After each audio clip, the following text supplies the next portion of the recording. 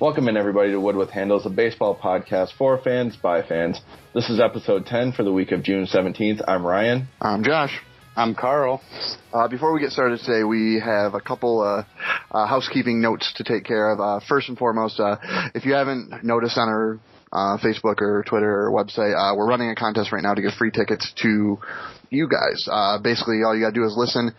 We are going to give a keyword away, which we are about to do here. You go to our website, woodwithhandles/contest, and you enter the keyword, and you are entered. That simple, and after about another 5 weeks, we will give you tickets to any regular season game, whether it's MLB or if you live in the middle of nowhere and you have a minor league team close to you, you will get free tickets to a team out there. So it's real simple, woodwithhandles.es/contest, and you go in, enter the keyword, and you win. If you share our Facebook page, you will also get extra entries into the contest. It's really simple, and odds are pretty good that you will pick it up. So what is that keyword, Josh? This week's keyword is Tigers. Based on our next little announcement we have here. We have one more announcement before we start the regular show, but this week's keyword is Tigers. Tigers. Tigers. And that keyword, once again, is Tigers. One quick announcement. It's kind of a new show announcement. We have a large number of audience that's kind of gathered in the Midwest, the Detroit area, and here in Michigan. So therefore, we've had a lot of people ask, so therefore we're kind of giving you guys what you want. We decided that we're going to announce a new show. It's going to be under the Wood with Handles Network. It's going to be a Tigers podcast for everybody out there in Tigerland. It's going to be a weekly show, recap, talk Tigers, talk about the issues the team has, injuries, et cetera, minor leaguers that we'd like to see called up, and, you know, we hope to have that up and running in the next 2 weeks or so. Yep, you're gonna see Carl on that, and I will be there to kind of guest host a little bit for the first few weeks, and then we'll have a third host for you coming in pretty quickly after that. So you guys keep on the lookout for that. Yeah, I mean, basically, this is the first of what we hope to be many shows. Our long-term goal is to have many shows underneath the Wood with Handles name and network, as we're calling it today. Right now, our show will still continue. Ryan and I are going to host it. We have a third host, which we are bringing in. He is from the MLB Memes page. If you are on Facebook and you follow them or don't follow them, you should. They're funny. They talk a lot about baseball, which we all love, obviously. And then Carl and Ryan and another person are going to be joining to start a Tigers one. And our goal is by the end of the year to have a couple more podcasts under that name too. So as of now, starting in about 2 weeks, we'll have two official shows under our name. Enough with that. Let's get on to the actual news this week. Probably the biggest news of the week was the Dodgers-Diamondback brawl. I guess Round 2. Yeah, I mean, yeah, fights everywhere. That's the only real way to put it. I loved it because Zach Greinke to me is hilarious at this point. I mean, he's becoming one of my favorite players just based on his willingness to fight. Yeah, man, he's got the gloves on definitely this year. I mean, it's odd to see him getting a second fight just knowing what happened the first time. I think it's awesome. It's making a rivalry, which is good because I love rivalries in sports. But at the same time, it's not a rivalry because the Diamondbacks are just the far superior team, and the Dodgers are just pissed off that they're horrible. Yeah, I mean, there is no comparison. The Dodgers, I guess you can't say never, but odds are Dodgers are never coming back this year. And the Diamondbacks are one of the best, if not the best team. Well, I wouldn't say the best, but they're definitely one of the best teams in all of baseball. And yeah, it's just, it's silly. I mean, to me, it was funny. I definitely agree with the later suspensions for the most part. Ian Kennedy got 10 days, which is a massive suspension in baseball. I mean, you don't really see that for fights or really anything. Basically, he tried to beam Puig, and he did get Puig in the head. Yeah, he hit him in the nose the very first time. Yeah, in the face. Yeah, and then he tried to get Greinke in the head. And you just, plain and simple, you can't hit people in the head. Like, I mean, there's no discussing it. No matter what side you're on, like, no matter what his intentions were, you can't hit somebody in the head. But the Puig one, I mean, he was already up, wasn't he? 1-2 on the count. I don't think he was trying to hit Puig in the face. Well, that's his argument. Essentially, Ian Kennedy's argument is, he hit Puig in the face, but it was unintentional. A lot of people disagree. I don't really have an opinion either way because I wasn't watching the game, and to me the replay doesn't really show that it was either way. But and then Greinke came back and kind of retaliated. And then after that, Greinke promptly got thrown at again by Kennedy. Kennedy, was it? Yeah. And then that's when the brawl happened. Well, Kennedy and the Diamondbacks thing is basically the unwritten rule of baseball is if you hit somebody, you're going to get hit, blah, blah, blah, blah. Well, Greinke was trying to hit, I don't even know the Diamondbacks catcher's name. I'm sure one of you guys can fill me in eventually, but whoever their catcher is, I know it starts with an M, and he tried to hit him, but missed him, and it took him 4 pitches to actually hit him. And the Diamondbacks thing is, while it's an unwritten rule that you do get to hit this person, it's also an unwritten rule in the Diamondbacks' eyes that you get one shot at it, and if you miss him, it's over. And clearly Greinke didn't see it that way, so he threw until he hit him, and he hit him in the back, not in the face or the head or anywhere like that. And then it should have been over at that point. Everyone was evened up. We're all good. And then Ian Kennedy comes out and hits Greinke, and I mean, he missed his face, but only because Greinke was able to turn. Yeah, right. I mean, the only thing I learned from that fight is you do not fuck with Mark McGwire. Yeah, he was right in the middle of that scrap. Yeah, he kind of went ham. I mean, this has been brewing for a few years here now. I think McGwire was ready to go. Well, it's that roid rage.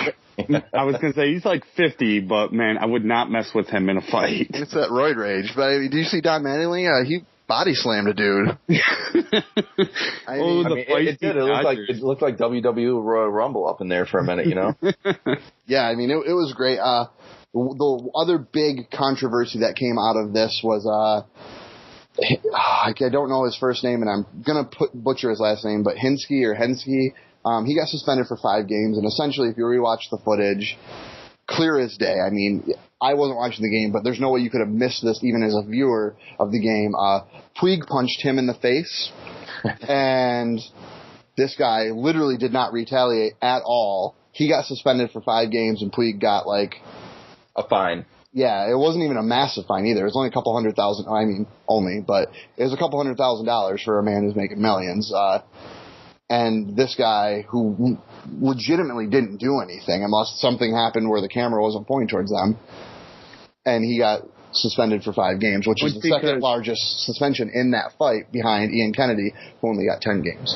Well, it's because Puig is, National Player of the Week, man. You can't suspend him. Dodgers need him. Yeah, I think that probably had a lot to do with it. I mean, imagine if something happened to Puig. If he either hits him or Puig, something happens to him in the scrum or the brawl. And I just think that's what it is. It's the MLB essentially protecting Puig from having something done and getting people to stop coming to those games. He sells tickets. Yeah, exactly. And that's trying to make the Dodgers relevant. Yeah, point right there. That's all it was. You're in LA. I mean, you're going to be the afterthought of everything, but yeah, I mean, I don't know. It was an interesting fight. I thought it was. I'm really liking Zach Greinke's brawler style. I don't know where the hell this comes from because the man has social anxiety issues. Like, it's publicly known. Like, he doesn't really do interviews. He doesn't like talk to media and press and all that stuff because he is uncomfortable. Like, he has legitimately takes medicine and has it's documented that he goes to psychiatrists and stuff because he has I don't want to call it autism, but or Asperger's, but essentially something along that line where he cannot deal with being in social situations. And then this man's ready to fight every time the opportunity comes his way. Maybe they need to fight what you always worry about. Yeah. They got to up his meds then. Dope him up a little more, man. Yeah, I mean, he's hilarious to me. I want to see him fight more. Fight every game. every time Greinke's up, let's do it. I think right now the MLB would probably prefer the Dodgers to fight every game because, I mean, they're in the news every week for seemingly punching people and throwing at people or this and that. Probably that's the only way they're going to stay relevant. They're in the news because of Puig, too, who was the NL Player of the Week this week. Very deservedly so. I mean, I don't think anybody would argue that he wasn't NL Player of the Week. Or I know we don't do Player of the Week for the whole league, but I mean, he was player of the week for the whole league. In my opinion. Yeah, I mean, having the week that he did that first week, I don't think there was any choice not to give him the player of the week. I mean, we don't cover this too often, nor do we really care, because essentially it's just one of those things. But at the same time, I mean, to have that first week and to come out with a bang like he did, I think it's much deserved. Yeah. I got nothing to add to that. I don't think any of us. I don't think any of us will disagree with it. I mean, he played phenomenal. But I mean, it's player of the week. It's irrelevant. Yeah, it eventually it means nothing. The season is like what 25 weeks long. Yep. Doesn't really matter that much. So no, I mean, I think but if he keeps on the track he's going, I mean, there's something special about this guy. I think eventually, I mean, we talked about it last week on the podcast, but I think eventually people are going to figure him out, and I don't think he'll have this continued success. But if he's able to, I mean, if he's able to stay relevant and keep having the season he is and put up the numbers he's having, I mean, there's nothing but a clear future ahead of him, and hopefully he does. But I mean, like we're seeing it with Trout this year, where eventually he cools off because people eventually figure it out. They see film of him. They find out the specifics of what he does, how he hits, how he fields, things like that. But, this kid's the future of the game, future of that organization. Yeah, absolutely. Well, hopefully he doesn't crash into any walls and hurts himself like, Bryce Harper. There we go. Yep. Oh, Vernon Harper. Yeah. When's he? I heard he's not coming back to All-Star game. I would probably assume it's going to be after that. I think he's still up on the All-Star ballot, and he's actually kind of high in voting, I think. But I wouldn't be surprised if you don't see him until after the All-Star game. Well, it's because All-Star votes, that's just popularity contest. Yep. So it doesn't really matter. As we see with half of the Yankees roster who are all injured are also like in the top running for every position they play. Yeah, we could probably spend a whole hour talking about that. Which we'll get into that next month. Let it get closer to the All-Star game. Once we get to the All-Star game, we'll have some coverage with that, and it'll definitely get a little bit more intense with that. I guess kind of not directly related to the All-Star game, but I mean, next season in 2014, the season's going to start in Australia. I think it was the Dodgers and Diamondbacks. Diamondbacks, yeah. They're going to start in Australia.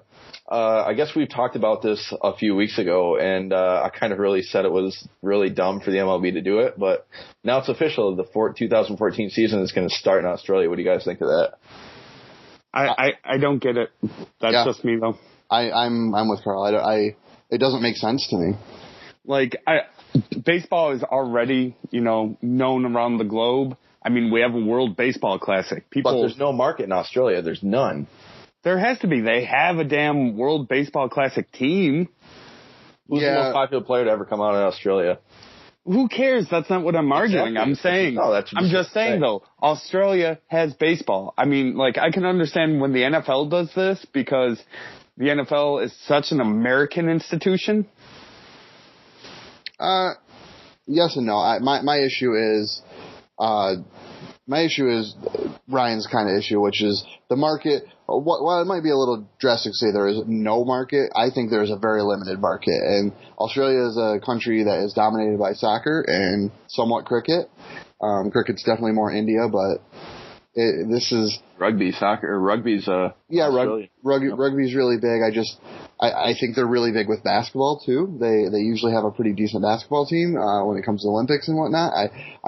I really think there's a way better choices of places that you could start, like Japan or. Well, they've done that before, though. Yeah, and I think it's a great idea. I wouldn't be opposed for there to be an MLB team based out of Japan because there's a massive market there, and you'll sell tickets. You'll sell tons of tickets. Yeah, but the problem with that though is the time. Well, yeah, and I realize that's why it's infeasible. I mean, well, not infeasible, impossible.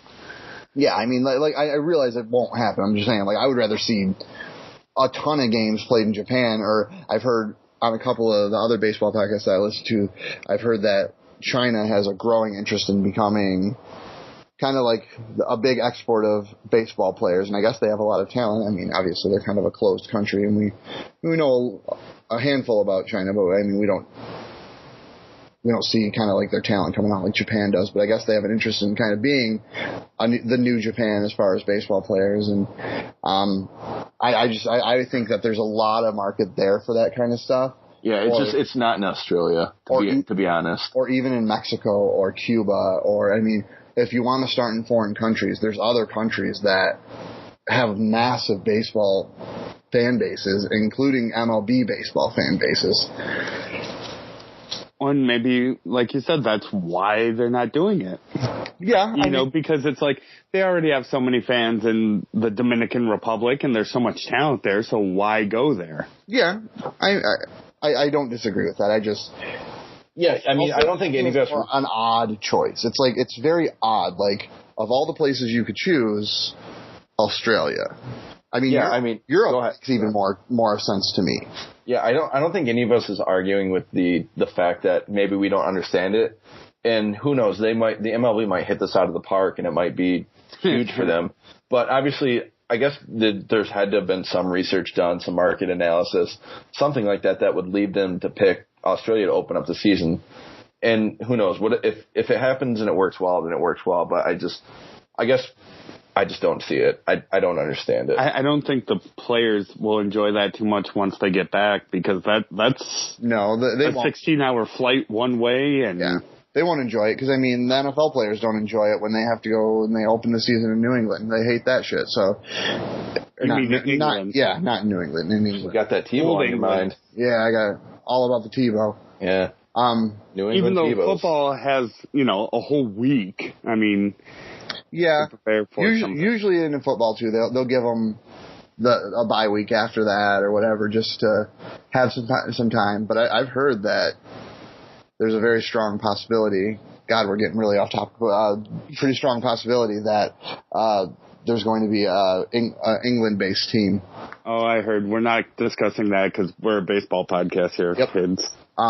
Yeah, and I think sorry to kind of come back around to get off the football subject here, but I think probably the most likely thing to happen is going to be the MLB is going to do something like they would with either the All-Star Game or the World Series. They're going to just make it an event, a week-long event. They're going to have things going on, the MLB experience, all this kind of stuff happening to kind of promote the game and get people into it. So I think that's probably is what they're looking to do. Yeah, I mean, it's cool. And again, like you said, I mean, maybe they've done a ton of research and it just makes tons of sense to open Australia. Yeah. But to me, as an outsider, as a fan, which is our whole view on this show, is the fan's view, it doesn't make any sense to me. The other day it was announced that Wright and Cano were named the captains for the Home Run Derby. Cano notoriously did not do too well in the Home Run Derby last year and has now been named the captain again. What do you guys think? My only question is, why do we have captains for a home run derby, A? And B, who picks them? I'm not sure who picks them. I mean, you pick two New York kids? Well, because it's in New York. Well, it's in New York. I know, I get that. It's in Flushing, but it's just like, that's the best you can do? I mean, these guys, they're known for home runs, but they're not known for home runs. Wright makes sense to me. Yeah, because he's the home team. Yeah, Wright makes sense to me, but Cano doesn't make sense to me based on how bad he did last year at the Home Run Derby. I could be wrong in quoting this, but I believe he hit 0 home runs last year. No, 0. Big fat 0. Well, who picks these captains? Oh, I don't know. I guess it really doesn't matter, but at the I don't know. It's not I know it's not voted on, so. No, I would assume it would be by whatever committee does the whole selection thing. I don't know. I know a lot of the players are voted by fans, but I don't know. I guess it would be probably Bud Selig or Joe Torre. But the thing is, I guess, most home run derby players aren't voted. I mean, they're asked to participate. From what I know is these captains choose who plays, or they choose who they ask. Yeah, right. Like, I know that about the captains. I'm just saying, before there was captains, I think, like, baseball was just like, hey, would you participate in the home run derby? Yeah. Because I don't think Cabrera's ever participated in one. No, not right now. Yeah, I don't believe. That would just be unfair. Because I think every time they ask him, he says no. Yeah. because I know a lot of guys don't like doing it because it messes with your, swing. Yeah, and I mean, it's like the slam dunk contest in basketball. The big names don't ever do it. I mean, it's always no names or kind of middle tier players. It's the same with baseball. Much like David Wright. Oh. Man, I'm full of burns tonight. Man, sick burn. I was on fire. Yeah, speaking of Tigers and Cabrera. Being on fire. I'm going to let you guys take this next one. Max Scherzer, though, is starting out 9-0. Yeah. Yeah, I think that I don't think there's anybody that's going to disagree with you that Justin Verlander is the ace of the staff. But, I mean, if there's a 1 and a 1A, I think Max Scherzer may be your 1A. I'm raising my hand tall over here. I disagree. He's essentially, I mean, the Tigers have maybe 4 guys that could be potential number ones. I mean, and that's, like I said, that's debatable, but Max Scherzer, I mean, he's done everything right that he could this year, and I guess he has the record to show for it, but he's getting run supports when he needs to, which is the big thing. I was going to say, Ryan, that's the biggest thing going for Mad Eye Max is the kid gets run support. I mean, Verlander is the ace. His record doesn't seem to show that. It's because they don't score for him. I mean, look at Fister's last 2 starts. He pitches complete games and they still lose. Yeah, right. I know that just happened recently to Chris Sale. I mean, that's just bad. Yeah, Chris Sale struck out 14 and got a complete game and then lost. Yep. Lost by 1. Yeah, that's just terrible. I mean, it's because the White Sox are the worst team in baseball. We won't talk about how terrible they are, but I will disagree that Verlander is their ace. Buster Olney, and I, because I don't give a flying rat's ass about the Tigers. I don't know what the stats were, and you'd have to go back. It was probably like sometime last week on the Baseball Tonight podcast, but he said statistically, so we're talking our beloved sabermetrics numbers and all of our stats. Justin Verlander is the number 4 pitcher in Detroit. Well, this year, yeah, he probably is. Yeah, that's what I'm talking about. Right now, Max Scherzer is the best pitcher on that team. Well, I would say Sanchez is probably, as an outsider, I really like Sanchez. I mean, if you're going purely by numbers, yeah, I would say that Max Scherzer is probably the ace of the staff. But I mean, Verlander is Justin Verlander. He's always going to be that until he starts to decline. I know, Josh, you already think he's there, but I mean, I think he's declining. I don't think he's at the bottom or anything. But I think he's on the way down. Everybody has a bad year here and there, and I think maybe just this year isn't Verlander's year. But, I mean, the good thing for them is they still have Scherzer and they still have Sanchez. Porcello has been better this year, and so his Fister hasn't been bad.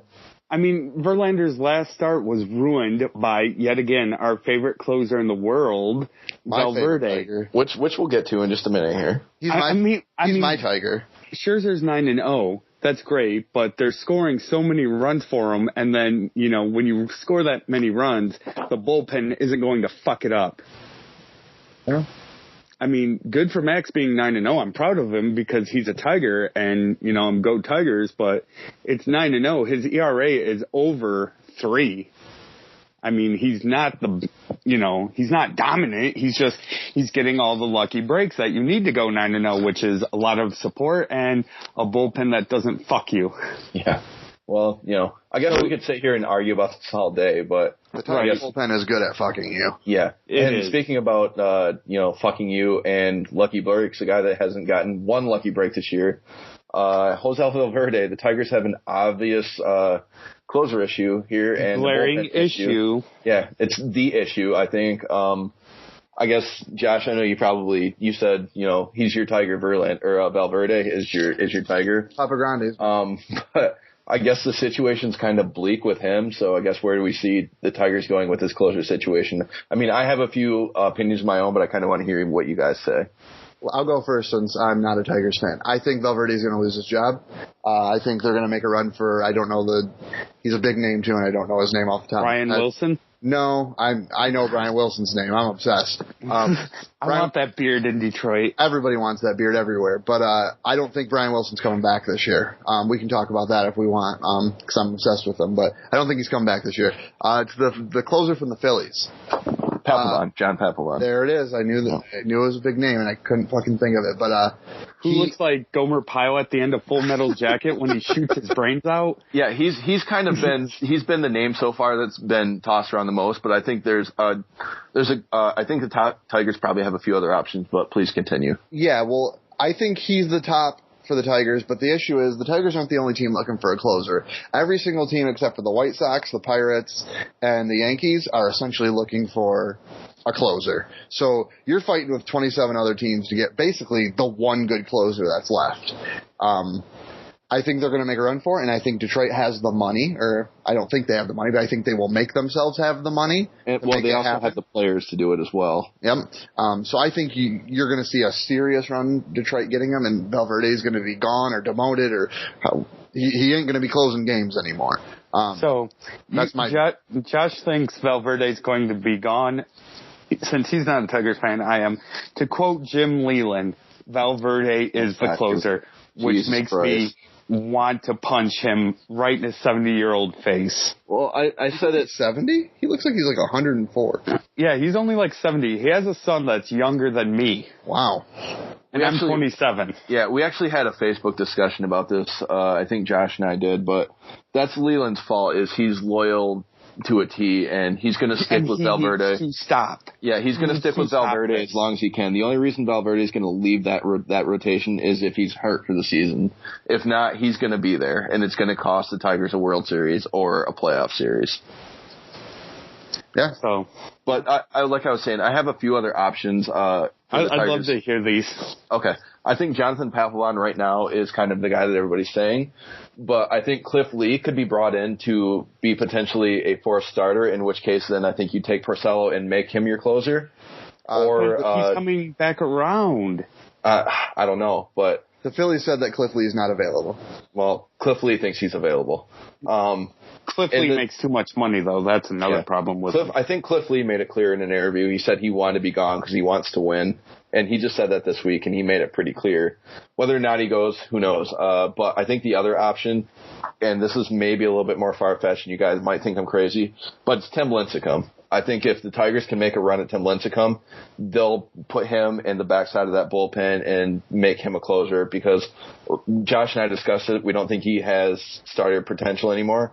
But he's good for like 2-3 innings. Exactly. He could come in and potentially be a closer. That's my left field, but I think that could happen.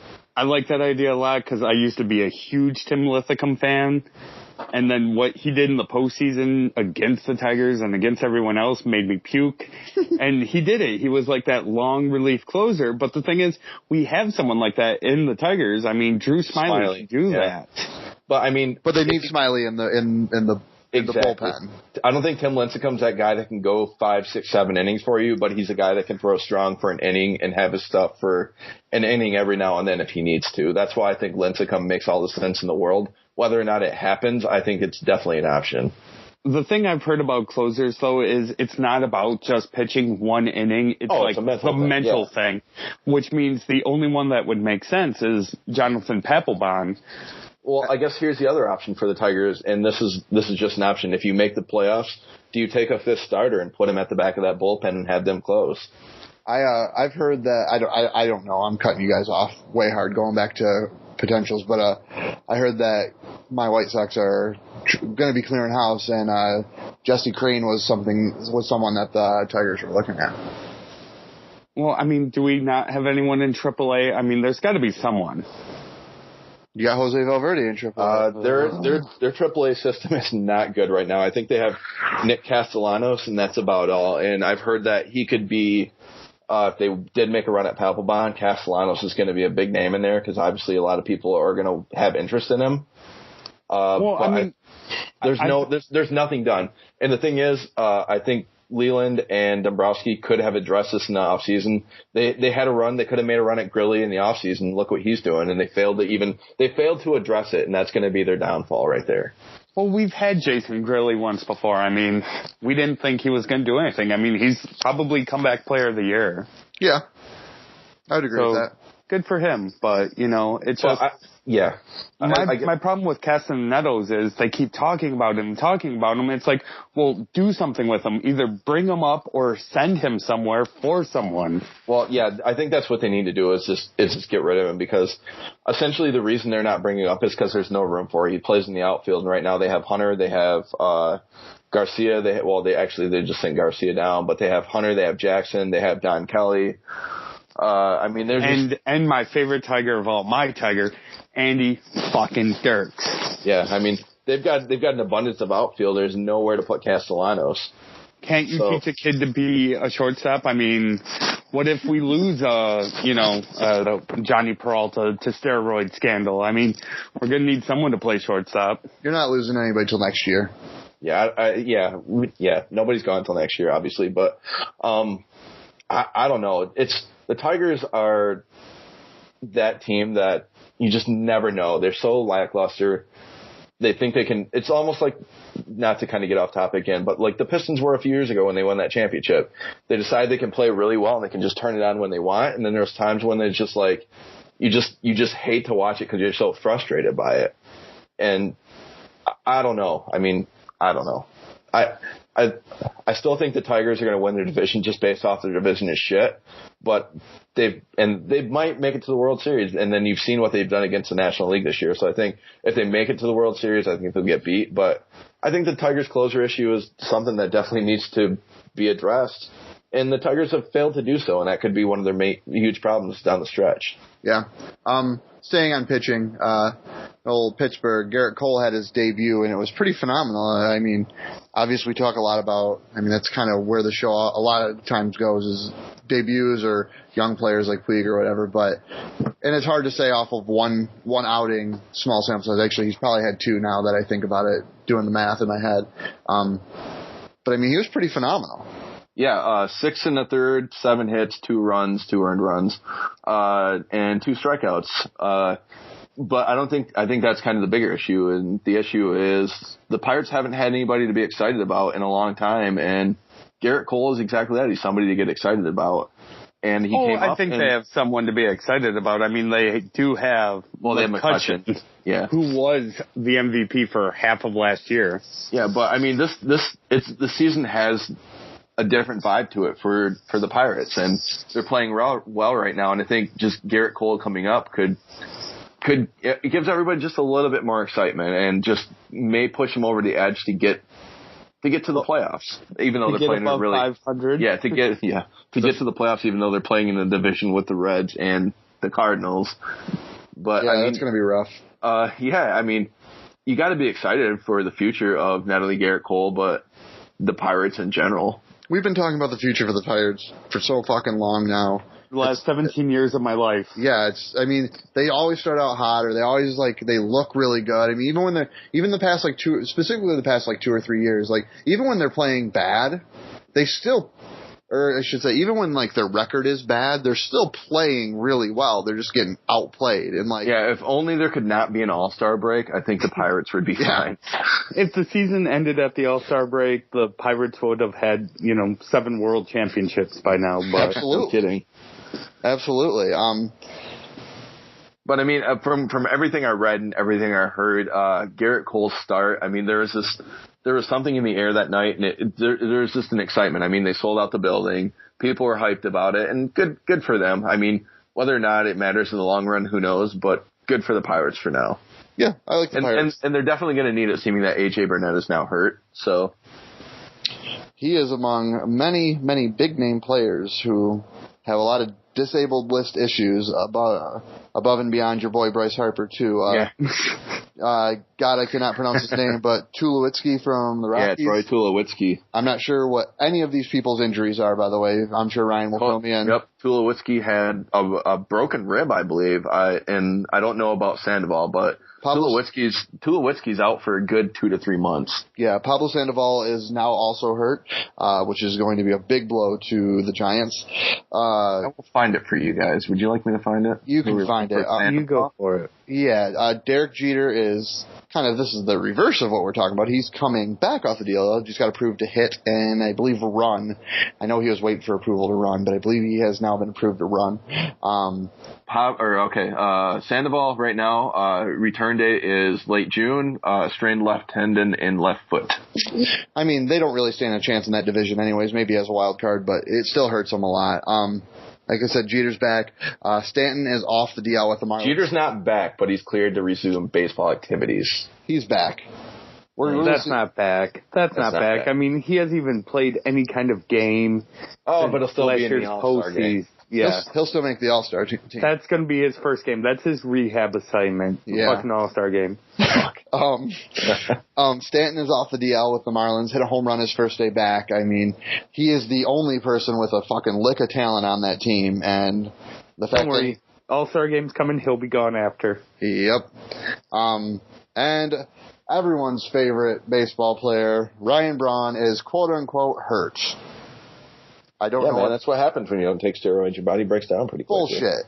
He's appealing his. I mean, I don't want to go on our big rant. That's exactly what it is. He's appealing his process. Yeah. He's appealing his fucking steroid shit. He ain't hurt. They haven't released what's wrong with him. He ain't hurt. Plain and simple. I think it's his thumb or something they call it. That's some bullshit. Inflamed nerve in right hand is what the official announcement. Yeah, inflamed nerve in right hand. He's been out for 2 weeks already, and they said late June is his return. Yeah, dude, fuck off. You got caught. You're trying to not go to jail right now. That's all he's trying to do. He ain't hurt. Yeah, we had this discussion last week, so fuck Ryan Braun. Nobody cares about him. But, I mean, not to kind of step on what you were saying, I think obviously the biggest name in this list is Troy Tulowitzki, because he was really playing well for the Rockies. Him and God, I forget what the other guy's name is. God damn it. Fowler. No, it wasn't Fowler. Jesus Christ, I don't know. Anyways, he was probably one of their anchors on that lineup, and now seemingly this happens every year to Tulowitzki. He starts off really great, and then he gets hurt, and then the Rockies fall to shit. So hopefully they don't follow that trend, but it's Tulowitzki. It's going to happen. I would say, like I said, I mentioned it a couple weeks ago when they possibly hang him out there for trade bait, even though he's hurt. I mean, might be a lot of teams that will want to take a chance with him, even though he's hurt right now. So. Tulowitzki is not going to get traded at all. He signed like the biggest contract in Rockies history. I mean, he's there until like 2020. Man. All right, when he gets traded, you guys are going to be like, you heard it first. They're not going to trade him. He ain't going to trade him. But I would argue with you, Ryan. I'd say the A.J. Burnett injury this week is way bigger deal to the Pirates than what Tulowitzki is to the Rockies. The Rockies are a good team, plain and simple. I mean, they're not the greatest, but they're a good team. And A.J. Burnett is... Well, I guess maybe the only reason I would argue with you on that one is because I think obviously the Pirates play in the division with the Reds and the Cardinals. Yeah, I just don't think they're probably the least likely to make the playoffs out of all of them. I think Colorado stands the best chance of making the playoffs in that division. That's why I think Tulowitzki matters a little bit more. I mean, we discussed it last week. I think the NL Central is easily the toughest division in baseball. They have the best record in baseball. Or it wasn't last week. We talked about 2 weeks ago. But yeah, it's going to be a dogfight, man. Yeah, I wouldn't say anybody's out of it. I mean, this is kind of stretching, but I'd even say the Cubs stand a little bit of a chance. The Cubs are playing great baseball right now. They're just, I mean, that division's so fucking hard. I mean, we discussed it. I think it's changed now, but as of like 2 or 3 weeks ago, every other first place team, with the exception of Texas, would be in fourth place in that division. Yeah.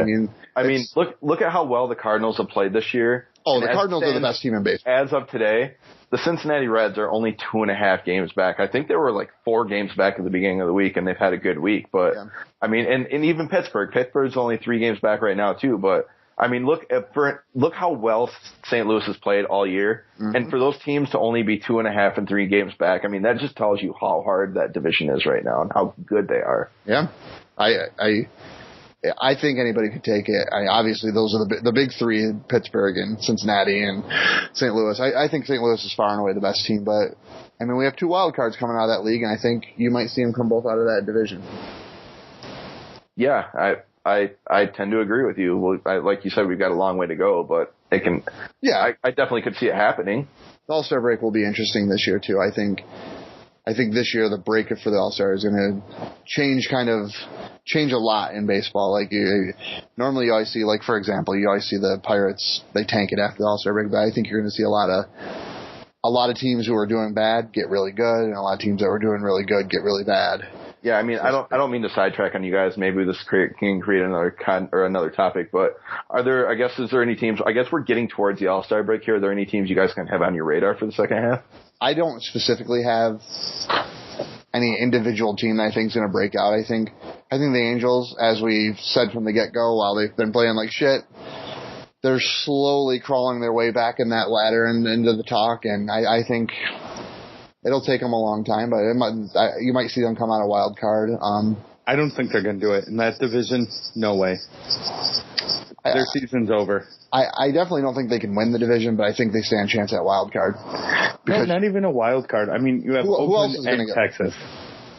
There's 2 wild cards, though.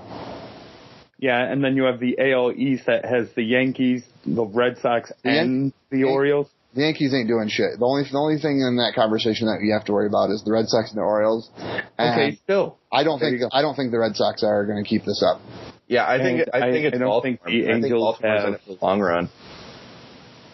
I think the Angels have been slowly kind of creeping back towards the top of that list, and I mean it's slow. They're still 8 games under 500, man. But they're in like 3rd place. I don't know. I don't have the standings in front of me. I believe the 3rd or 4th place.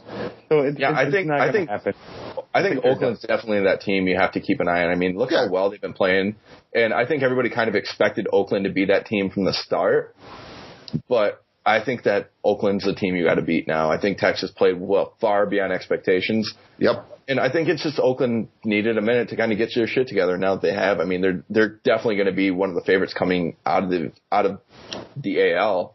I think right now they're probably better than both Boston and Detroit. Yeah. I wouldn't disagree with that. I think the Tigers are obviously they're going to win the Central. Yeah, we all know you think they're far overrated. We got that. No. I mean, I think the Tigers are. I mean, the only team that stands a chance is the Royals, but the Royals got to get their shit together before that's ever going to happen. So, the Royals have put it together lately. Fuck that. The Royals ain't winning shit. The Tigers got that. George Far and away. Yeah. George Brett. So, but I don't think the Yankees will keep up what they're doing, and I shouldn't say I don't think Boston can do it. I would say I wouldn't be shocked if Boston tanked.